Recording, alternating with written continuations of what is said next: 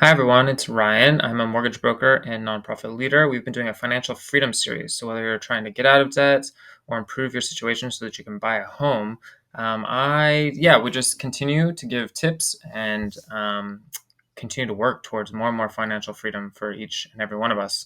So, we're going to talk about a real life situation. This is a client that we were trying to figure out how to best consolidate their debt. And so when you're looking at this chart here, you can see that they have a lot of credit card debt, some store cards, and some education debt with no interest rate. So the best way to get your debt knocked out quickly is to reduce your overall interest rate. So if you look at these, 15 is the lowest previous installment loan that you used to consolidate earlier, but they're kept being expenses. So there's no judgment, but this is only one step in the journey to financial freedom. So, some of these 21 months or 21% higher balance. Some of these are smaller balances. There's different strategies for paying them off if you're going to pay them off one at a time. But today we're going to just talk about the consolidation. So you get a full loan to cover most or if not all of this to pay them all off. If you didn't want to pay off the education one yet, that's okay. You could do that later since there's some time. You got to figure out how much time there is. But I just want to point out the difference. So 24%, 21%, all in the 20s. Total payments are $1,681 a month. This is their total amount owed. They were able to find a lender who would give them $30,000. So I'm going to get you the second sheet. It's this first one up on the top. Make it slightly bigger. $30,000 at 10% interest. That was a typo. Everything else is right. And for a 5-year term, that was where the 5 came in. 5-year term, 60 months. Their payment every month is $637. Now, I just want to point out the difference. This is paying it down. They're not able to borrow more every month like a credit card. They're paying it down straight, $637 versus $1,600 was their current minimum payments. So you pay that off in 5 years, 60 months, and you're done with this installment.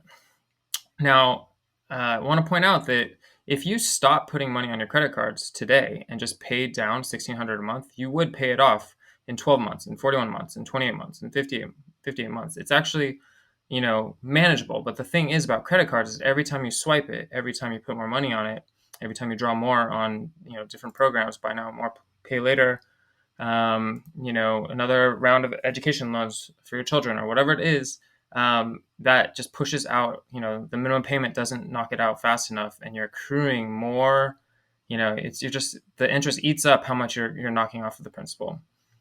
So, if you wanted to put more, so you were paying $1,600 a month, maybe it wasn't comfortable, but maybe you could pay $700 a month. You'll knock it off in 50 months, a little over 4 years. If you're able to pay $800, so $200 more than the minimum every month, again, this is 10% typo, you'll be out in 40 months, so 3 years and 4 months. If you were able to pay even more, I think it's $500 over the monthly minimum, $1,100 instead of $1,600. You can pay it off in 2.5 years.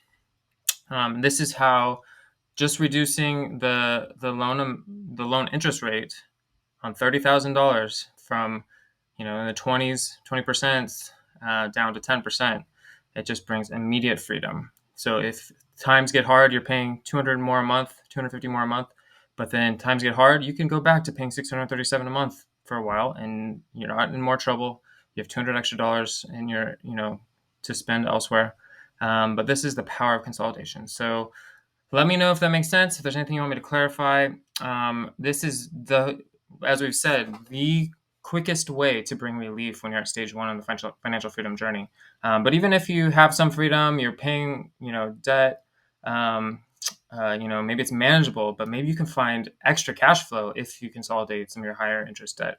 And then, as we will continue to talk about, you don't want to keep putting money back on high interest credit cards. The goal is, as you get more and more freedom, is to not have high interest debt, only good debt. So let's continue to talk about that. There's no judgment around here. We just continue to do the best we can from where we're at, and we take steps forward. Thank you, and have a great day.